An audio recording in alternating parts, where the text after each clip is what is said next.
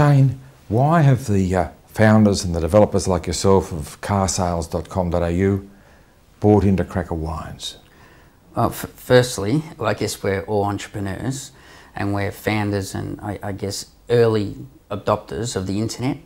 The internet has had some amazing explosions across many mediums. Car sales, for example, is in the classifieds area and it's had fantastic growth and taken money from traditional advertisers in the classified market to an online medium.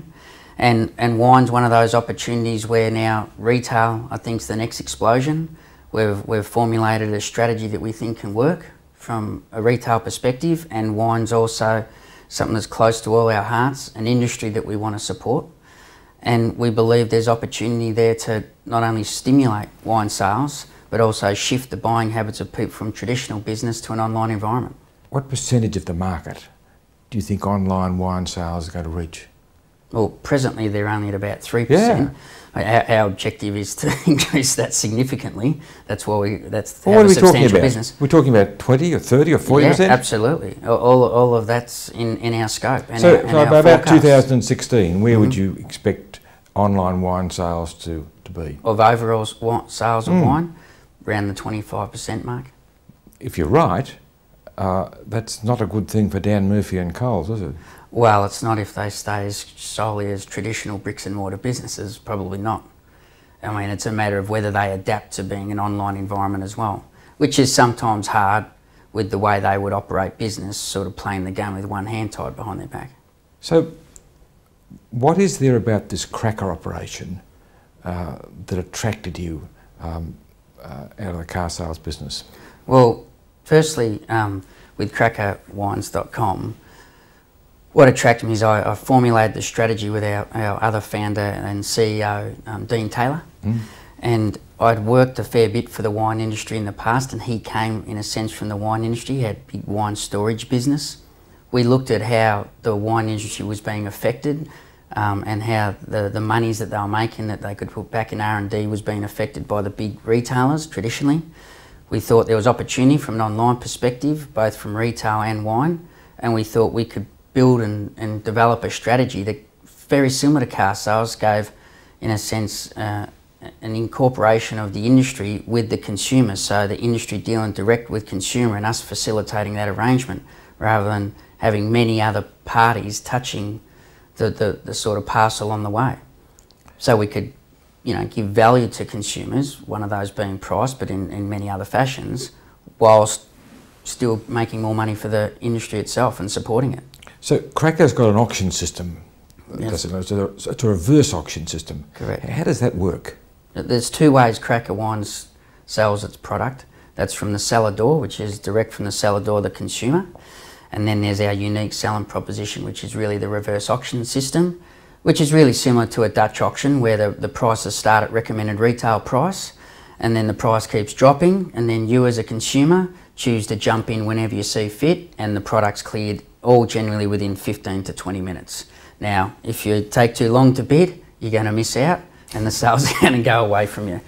And I think what's, coming back to, Business Spectator and Eureka Report being very much about the financial industry, what Cracka had some basis to, which I found very interesting when we formulated the strategy, was it's a bit like a stockroom floor too. So there's pre-bids done prior to the auction. So we're creating a bit of a floor in the market and setting some price indications of what the market's prepared to pay. So as the price drops, no matter what, it won't drop further than what people are prepared to pay anyway. So there's actually pre-bids created, and then at 1 o'clock on each given day, the auctions commence. And they generally start winding down, a clock turns, and every 10 seconds they're dropping by a value. If you look at the wine business as it is now with this dominance of the supermarkets, why won't I keep going to Dan Murphy's and Coles and the way I've always done, and it fits in with my supermarket shopping? Why am I going to actually go online? What are you going to, you're going to attract me with the auction, that's true, but what else are you going to do to convince me I should go online? Well, there'll always be a certain part of the market that'll stay traditionally buying. Online is looking for that new age type of buyer. But there's more than the price. So there's the auction system, which is giving extremely competitive pricing. So at the moment, we average for the consumer 46% off recommended retails, the average price they're paying. So just in that, it's a pretty good offering. But there's the convenience of being able to purchase 24/7. There's the value of having the product delivered to your door through our logistics partners.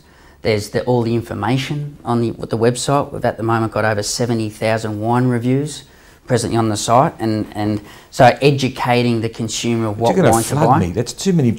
I'll never select it. How are you going to differentiate? That's too much information. No, I think one thing too is customisation. So understanding our consumer, and I think one thing that's really important is understanding what the consumer's needs are. And a lot of people in traditional retail even are uncertain of what or why they should buy something, and then their service level lets it down even further. So it's delivering the right content to the consumer. So if you're on the site and you continue to search certain product, those type of products will get presented to you and communicated to you with the value that's offered. So we'll be actually giving you more relevancy. And what that actually does is not just shift sales from traditional bricks and mortar businesses, it actually creates stimulus because we'll actually get you drinking more. There you are. A lot of my mates are winemakers, and they're having it pretty tough at present.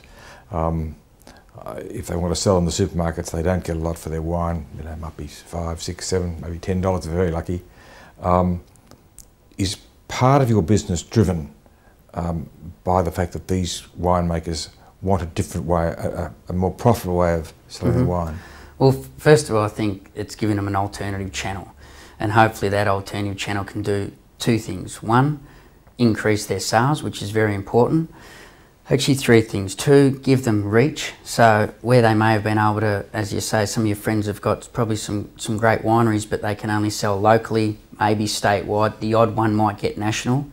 We plan on taking products locally to national and then hopefully to international. So being their sales and marketing arm.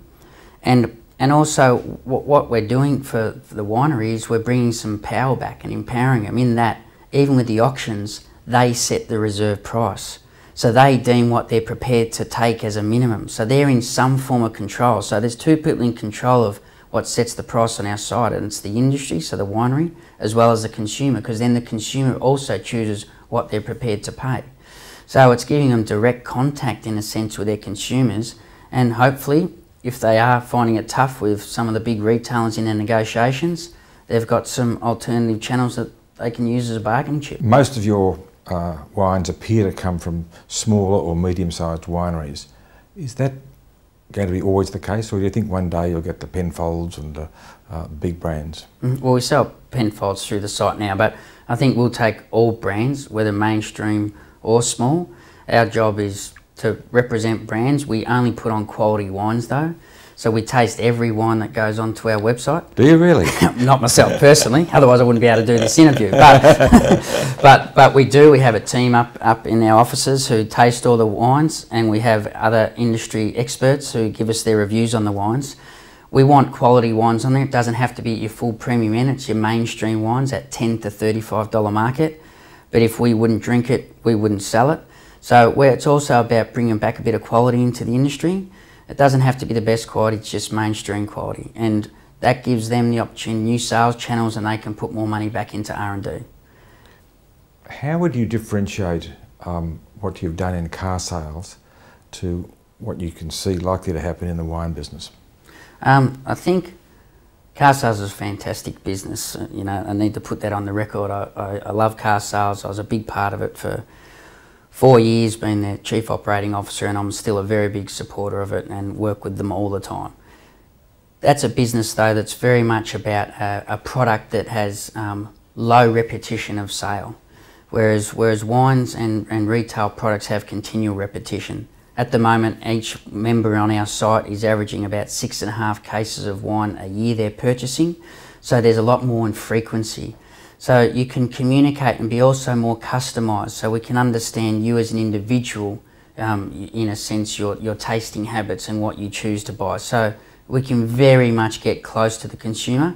Car sales does that too, more than traditional media did, but I think wine adds a whole new dynamic to that. And why did you pick wine as distinct from, say, other forms of retail? What attracted you to go into the wine business? I think the experience we had in the wine, and there's always got to be opportunities, and there was that glut, and there was the pressure on also the winemakers from your big retailers, and there was also that opportunity for us to be a sales and marketing division form where not all, I guess, verticals have that. Having said that, CrackaWines.com is our first vertical we've launched. We may extend that into other verticals and use that unique auction model for other products, but I think we've got to get wine right first, get a great database, and then let the consumers decide what products they want in front of them. Thanks, Shane. Thank you. Thanks, Bob.